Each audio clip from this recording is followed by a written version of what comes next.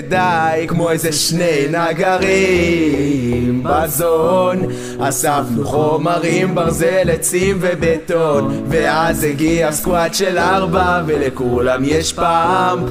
הלך עלינו, כדאי שנברח כבר עכשיו כמו איזה שני נגרים בזון, אספנו חומרים, ברזל, עצים ובטון, ואז הגיע סקואט של 4 ולכולם יש פאמפ. הלך עלינו, כדאי שנברח כבר עכשיו כמו איזה שני נגרים.